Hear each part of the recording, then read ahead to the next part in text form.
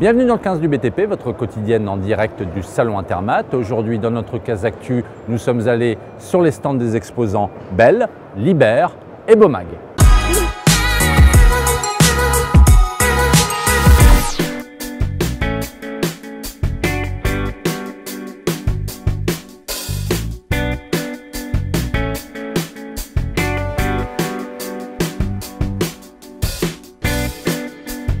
De retour sur le stand Liber sur Intermat, on vient d'inaugurer la nouvelle grue à tours 1000 ECH et nous sommes avec Monsieur Roussel, directeur matériel qui représente le groupement CAP.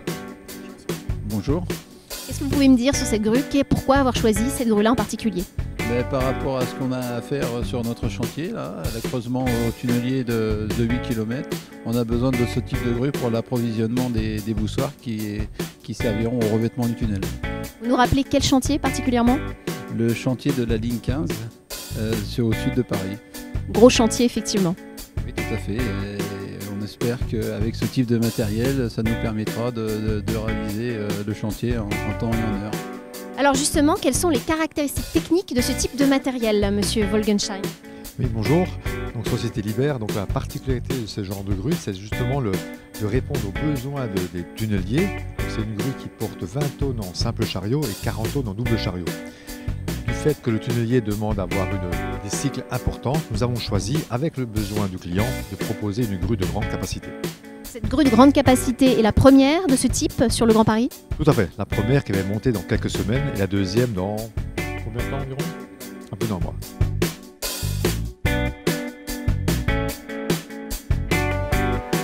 Sur Intermat, nous ne pouvions pas passer à côté des constructeurs français. Nous voici chez Faya pour découvrir le nouveau compacteur tandem Tango 4 ainsi qu'un nouveau système d'aspiration des poussières de Fresa.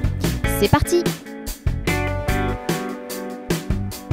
Chez Bomag, impossible de passer à côté du Tango 4. Ce nouveau compacteur bénéficie d'une technologie unique au monde. Pour en savoir plus, Franck Védrine, responsable marketing pour les applications spéciales chez Bomag. Bonjour. Qu'est-ce que vous pouvez me dire sur ce nouveau compacteur? Bien, tout simplement le fait que pour la première fois au monde, cette machine combine les billes fendues et la technologie d'oscillation sous la désignation Tango 4 pour Bomag. C'est un produit donc unique au monde. Tout à fait, puisqu'il est compliqué de combiner à la fois un système d'oscillation à l'intérieur des cylindres et de faire un système qui permet de les dissocier pour avoir des billes fendues qui sont un système qui permet une meilleure application dans les courbes serrées. La qualité principale de cette machine, ce serait quoi? La précision?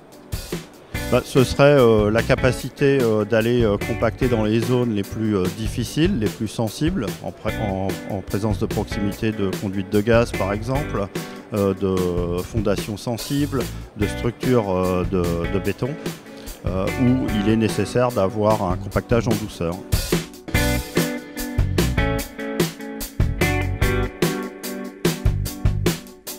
De retour dans le hall 6, difficile de passer à côté du stand Bell où est exposé le B30E, un nouveau tombereau articulé.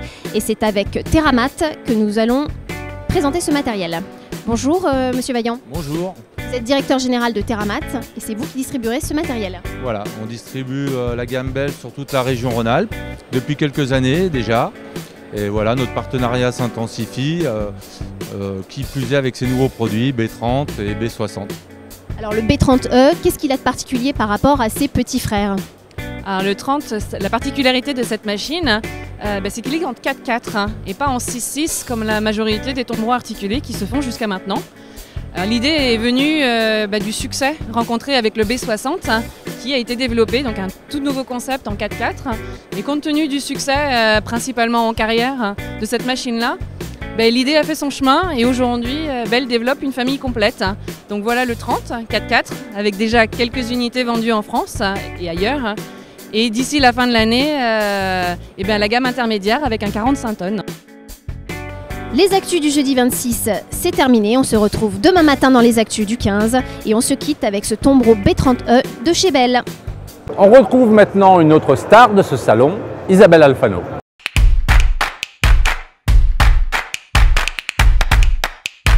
Bonjour Isabelle. Bonjour Steve.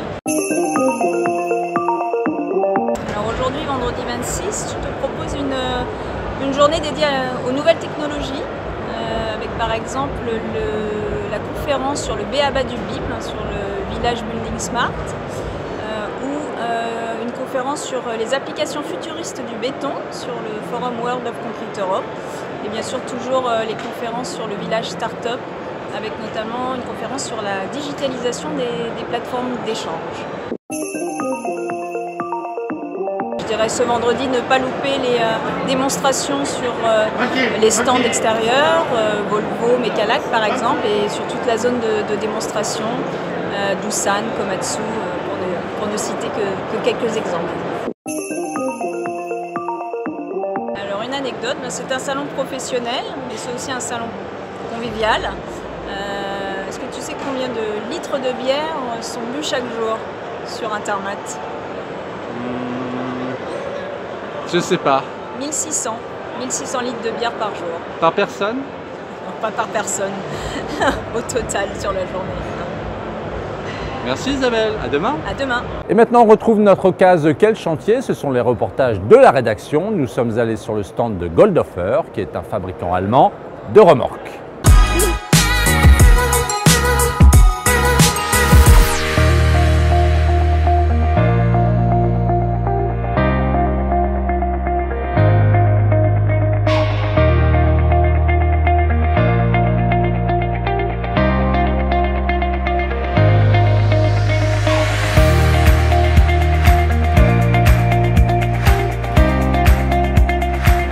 Goldhofer, c'est un producteur de remorques, de semi-remorques et de systèmes modulaires pour le transport classique, disons, mais on a la faculté d'aller à des tonnages élevés, c'est-à-dire on peut aller jusqu'à 120 tonnes sur une simple remorque, aucun souci, hein, il faut rajouter des essieux, on l'adapte. On est vraiment un fabricant sur mesure de remorques à travers le monde.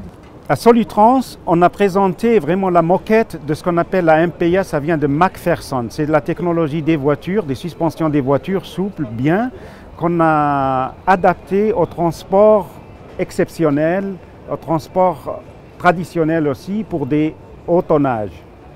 L'avantage, c'est que c'est un essieu hydraulique. On a l'hydraulique classique, mais là, le système McPherson, il permet une course allant jusqu'à 350 mm. Il a un angle de braquage qui est formidable, c'est 60 degrés, donc c'est vraiment, ça permet, avec les essieux directionnels, on peut rentrer, mais vraiment dans des chemins en serpentine. Et la technologie en elle-même, elle consiste en quatre pièces majeures, avec un graissage, tout est vraiment en bloc, bien concentré. Et la charge aussi, c'est-à-dire le pont, quand il est vraiment en bas, on a 780 mm, donc c'est assez bas. Et après, avec les 350 mm qu'on a, c'est vraiment, ça permet des manœuvres formidables, peu importe le chemin, la route qu'on prenne. La compacité, oui, bien sûr, parce que l'essieu en lui-même, la suspension, elle est vraiment intégrée, hein, c'est-à-dire le système. Pour vous dire une chose, c'est que le système de braquage, quand on l'a présenté, les gens ils pensaient que c'était vraiment le vérin. Alors qu'à l'intérieur de ce vérin, on a intégré déjà le braquage en lui-même. C'est pour ça d'ailleurs qu'on a le brevet.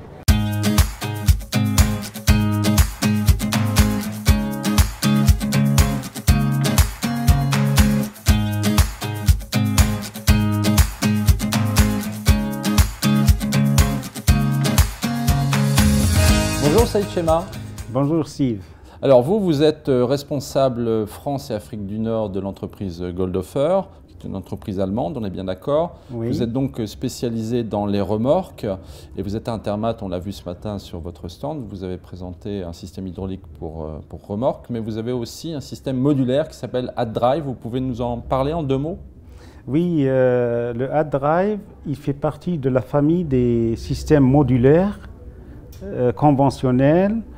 La particularité qu'il a, ce AdDrive, c'est que si un client est dans des situations difficiles, il peut remplacer un tracteur, parce que des fois on a besoin de 2 tracteurs qui tirent les charges, les remorques, mais pour éviter en longueur, on peut rajouter ce AdDrive grâce au moteur, le PowerPack et on donne de la puissance. C'est de là que ça vient le mot AdDrive. Donc c'est ça les arguments que vous mettez en avant en disant on est allemand et on a des choses finalement que les autres fabricants de remorques français ou étrangers n'ont pas.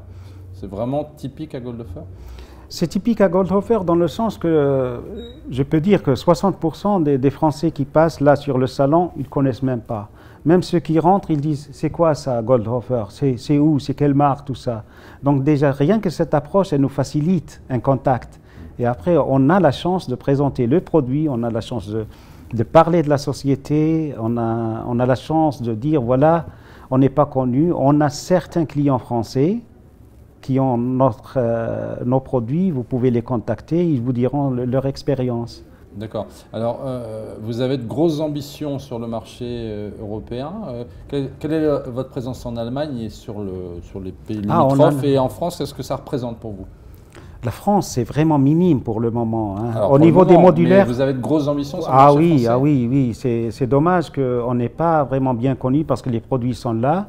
Il suffit éventuellement aussi d'adapter certains produits par rapport à la législation d'homologation en France. Et après, ça passe. Hein. D'accord, mais c'est vraiment un objectif important en Europe, la France? Oui, parce que c'est dommage, il y a ce qu'on appelle nos concurrents, hein, vulgairement je dirais, ils sont présents depuis 30 ans. Goldhofer, il est connu à travers le monde. Aux États-Unis, on a des parts de marché de 80%. En Allemagne, on couvre presque 70% du marché, très connu depuis plus de 60 ans, 70 ans. En Belgique, en Italie, ils raffolent du Goldhofer. En Suisse aussi. Les gens qui connaissent Goldhofer, qui ont acheté du Goldhofer, là, dans ces pays-là, on n'a pas de problème. On est vraiment bien présent. Le Goldhofer, vu le volume qu'on a, quand même, 450 personnes, 180 millions de chiffres d'affaires, on couvre le monde entier jusqu'au Japon, en Asie, partout. Et la France, qui est toute proche, on n'a pas réussi jusqu'à présent vraiment à la pénétrer dans le sens du contact, surtout les coutumes, les traditions allemandes, françaises. Il faut trouver la chimie qui passe d'abord. Donc c'est un marché compliqué pour vous, la France? C'est très compliqué, le marché français. Certains constructeurs déjà qui se sont établis avant nous. Donc on a du retard qu'il faut vraiment récupérer, quoi, hein, parce qu'on a perdu des années. Les gens qui achètent maintenant chez d'autres constructeurs, c'est traditionnellement le même livreur. Donc le sur-mesure, pour terminer, c'est vraiment votre marque de fabrique? Le sur-mesure, c'est notre Zugpferd, comme on dit en Allemagne, c'est-à-dire c'est notre cheval de bataille. Oui, c'est ça. D'accord. Oui. D'accord. Ok, très bien. Merci, Monsieur Schema. Merci. Je vous en prie. Merci beaucoup. Merci. Second reportage, Kohler, un motoriste très engagé dans le stage 5.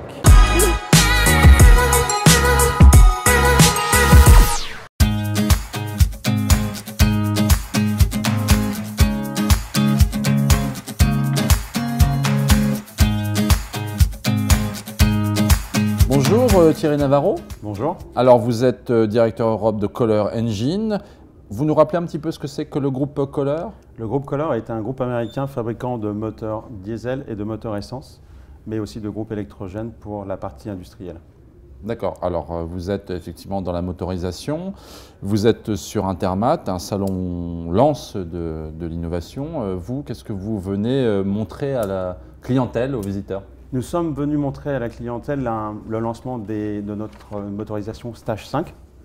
Cette motorisation Stage 5 est assez importante puisqu'elle est composée de 3 modèles qui sont des modèles 3 cylindres, pardon, 4 cylindres et sur une puissance qui va jusqu'à 100 kW.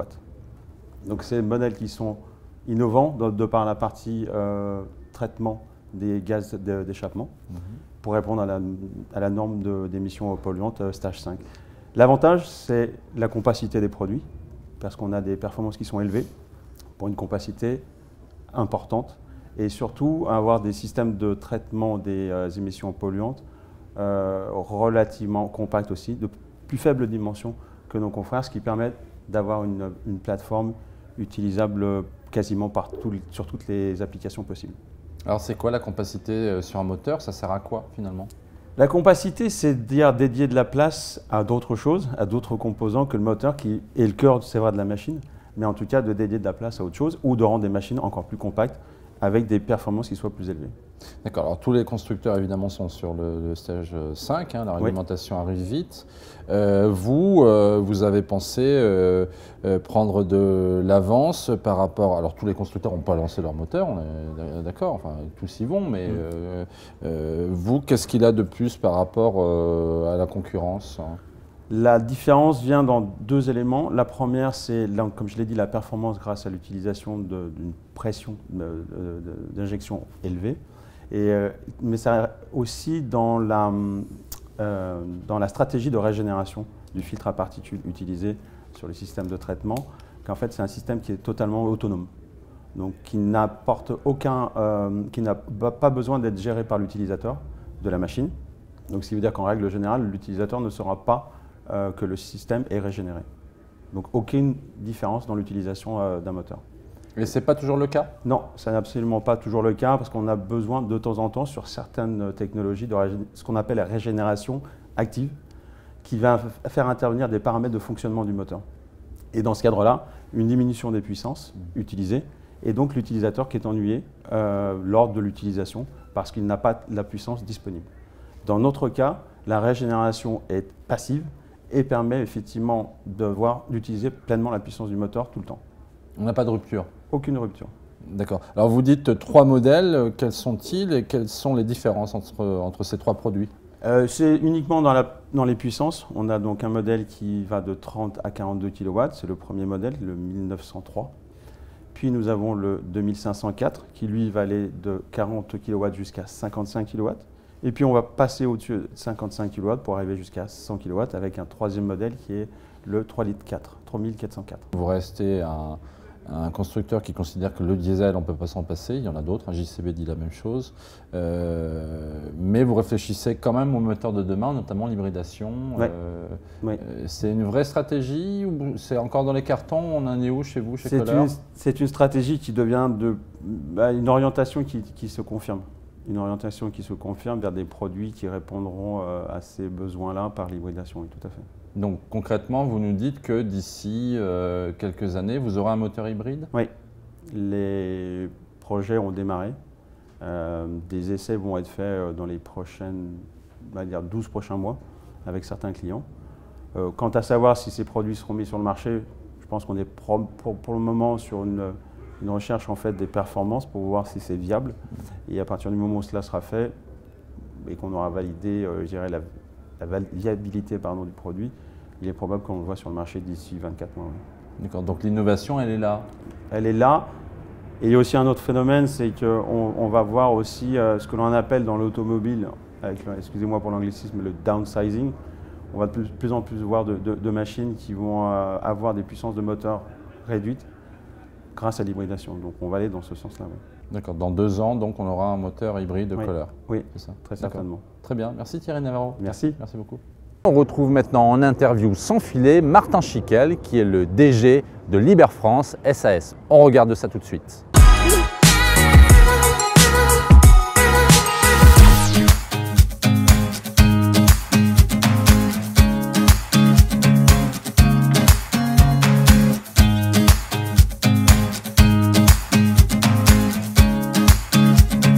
Bonjour Martin Schickel, tu es directeur général de Liber France SAS. Alors Liber, on sait que c'est une entreprise allemande, mais avec une forte implantation en France, puisqu'à Colmar, l'entreprise est énorme. Qu'est-ce que c'est que Liber aujourd'hui? C'est un esprit à la française ou un esprit à l'allemande? Alors je pense qu'aujourd'hui, effectivement, c'est vraiment un esprit à la française. C'est-à-dire que Liber France est un esprit à la française, étant donné qu'on est à Colmar depuis 1961. Alors à savoir que Liber a été créé par M. Hans Liber en 1949, donc après la guerre. Et donc M. Liber était un stratège, un vrai stratège. Et donc voilà. Donc l'Allemagne, il y avait beaucoup de boulot en Allemagne parce que c'était après la guerre, mais en dehors de ça, il voyait quand même le monde. Alors ce qui montre aussi que Liber est en bonne position, c'est les travaux du Grand Paris Express. Vous, Liber, vous êtes un full liner, vous faites de tout. Mais sur le Grand Paris, vous faites des machines très spécifiques. Ça, vous arrivez encore à créer, j'allais dire, chez Liber, c'est-à-dire on vous propose un défi alors que vous êtes sur tous les segments, sur tous les secteurs, et même là, vous dites OK, on répond présent, on va vous fournir une machine à façon, c'est un peu ça? Absolument. Comment on fait Absolument. Alors, ça a toujours été une de nos forces, c'est-à-dire le marché de niche. Ce qui nous aide beaucoup dans ce marché de niche, c'est-à-dire qu'on reprend l'usine de Colmar. L'usine de Colmar a son propre bureau d'études, son propre service essai, c'est-à-dire que si quelqu'un veut quelque chose de spécial, on a vraiment nos gens spécialisés qui savent rencontrer le client et qui, avec le client, savent définir le besoin de la machine et en fonction du besoin de la machine, parce que finalement, c'est toujours l'utilité, c'est le besoin de la machine, c'est-à-dire qu'il faut que le client puisse faire ce qu'il a envie de faire ou ce qu'il a besoin de faire. Donc vraiment de voir à quoi la machine doit servir, l'utilité de la machine. Et en fonction de ça, étant donné qu'on a tout à proximité, notre bureau d'études à Colmar, ce que je disais, donc ça pour nous, la réalisation c'est très facile parce que les gens du bureau d'études peuvent aller sur le terrain sans problème, mais vous aussi à la production et je dirais pour la réalisation de tout ce qui peut être spécial. Donc ça a toujours été notre point fort, on l'a vu avec le développement des pelles de démolition, des pelles de tunnel, diverses applications spéciales ou spécifiques sur des équipements. Donc pour nous, c'est toujours fait usine, c'est sorti usine, avec certificat CE, avec tout ce qu'il faut. Et donc aujourd'hui, on a un défi, je dirais, certainement un peu supplémentaire avec le Grand Paris, où il y a des nouvelles applications. Donc effectivement, là pour nous, c'est aussi un défi. C'est aussi un défi, mais vu, je dirais, le contexte de réalisation, les possibilités qu'on a sur l'usine de Colmar, voilà, c'est quelque chose qui ne nous fait pas peur. Alors quand je disais ça, c'est parce que Liber est partout. Liber, c'est 10 milliards d'euros de chiffre d'affaires en 2017. Vous êtes sur tous les segments, vous faites de la pelle, vous faites de la grue. Je ne vais pas faire la liste parce que c'est le catalogue de la Redoute. Vous êtes déjà très implanté sur ces segments, sur beaucoup de segments. Vous êtes en plus leader. C'est pour ça que je dis, vous n'en avez jamais assez. Il faut en plus créer, inventer, innover, c'est ça? Ou alors c'est innover ou mourir? On n'est jamais à l'abri de... Je pense qu'il y a plusieurs facteurs qui jouent sur ces différents tableaux que tu viens de citer. Je pense qu'il y a une chose qui est primordiale, c'est les collaborateurs. C'est l'identification à l'entreprise des collaborateurs. Je pense que c'est vraiment le premier point. C'est-à-dire un collaborateur qui rentre chez Liber, il est identifié, il s'identifie à la marque. Donc effectivement, ça aide beaucoup. Après, je pense le deuxième point, c'est aussi qu'on a partagé ça en divisions, c'est-à-dire qu'on ne mélange pas tout. Alors parfois, pour des clients, ça peut être compliqué parce que, étant donné qu'on a des utilisateurs de machines de terrassement, mais peut-être aussi de machines de fondation, des machines de grue, donc effectivement, ils travaillent au sein de Liber, souvent avec différents partenaires. Dernière question, Martin. On est sur Intermat, on l'a remarqué. Si on définit en quelques mots ce que vous présentez ici au public en termes d'innovation, quelle serait la tendance? Vous êtes en tout cas sur vos produits, à Liber France. Voilà. C'est quoi le trend là? Alors sur nos produits, la tendance c'est certainement les machines compactes. On va beaucoup vers des machines compactes. Les machines compactes, on le vend en poupe. Donc nous aussi, la preuve aujourd'hui, cette année sur Intermat, on a la chance de présenter une machine compacte de pelle à chenille de 35 tonnes. Donc là, on voit aussi que les compacts qu'on connaissait toujours jusqu'à 10, 12, 14 tonnes, aujourd'hui on monte en puissance. On s'est monté jusqu'à 35 tonnes avec une pelle compacte. Donc ça, je pense que c'est vraiment, entre autres, les tendances. Bien sûr, après, il y a toutes les normes technologiques qu'on doit faire et qu'on va essayer de faire avancer au plus vite. Je veux dire, aujourd'hui on parle du Tier 4, demain c'est le Tier 5. Donc ça, il faut le suivre en parallèle parce que c'est du développement, on va dire, obligatoire pour répondre à la loi, pour répondre aux normes. Et bien sûr, c'est ce que je disais avant, pour nous, la technologie, le développement ne s'arrête jamais. Et je pense que ça, c'est vraiment une force. Bien sûr, Intermat, c'est vrai que c'est un salon très important. C'est peut-être un salon un peu intermédiaire par rapport à la BOMA. Il faut savoir que la BOMA, bien sûr, c'est certainement plus de nouveautés, on verra l'année prochaine ce qu'on a dans les cartons. Et donc là aussi, il y aura plein de nouveautés. Bien sûr, on va vers beaucoup de nouveautés sur les machines connectées, sur plein de choses, bien sûr, que l'avenir demande. D'accord. Merci Martin Schickel. Merci. Avec plaisir. Merci beaucoup. Merci. Merci. Voilà, le 15 du BTP, c'est terminé pour aujourd'hui. On se retrouve demain à nouveau sur le salon Intermat. En attendant, vous pouvez voir et revoir tous nos reportages sur constructioncayola.com. À demain.